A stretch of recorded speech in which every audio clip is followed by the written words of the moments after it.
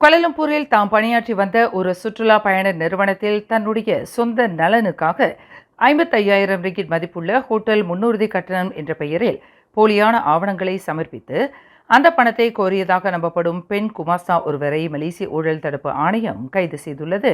Nagari Sembilan SPRMயினால் கைது செய்யப்பட்ட 20 வயது மதிக்கத்தக்க அந்த பெண் இன்று காலையில் சிரம்பான் நீதிமன்றத்தில் மேஜிஸ்ட்ரேட் ஃபைரோஸ் ஷுஹாடா அம்ரான் முன்னிலையில் நடத்தப்பட்டு அவரை வரும் ஜூலை 22ஆம் தேதி வரை 7 நாட்களுக்கு தடுத்து வைப்பதற்கான அனுமதி பெறப்பட்டுள்ளது.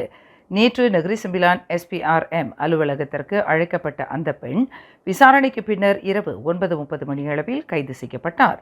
2023ஆம் ஆண்டு மார்ச்சுக்கும் கடந்த ஆண்டு பிப்ரவரிக்கும் இடைப்பட்ட காலத்தில் அந்த பெண் குமாஸ்தா இக்குற்றத்தை புரிந்துள்ளதாக கூறப்படுகிறது. மேலும் செய்திகளை தெரிந்து கொள்ள கீழே இருக்கும் பெல் பட்டனை அழுத்துங்கள். உங்கள் மகிழ்ச்சியை வெளிப்படுத்த லைக் மற்றும் ஷேர் செய்யுங்கள். தொடர்ந்து திசைகளோடு இணைந்திருக்க சப்ஸ்கிரைப் செய்யுங்கள்.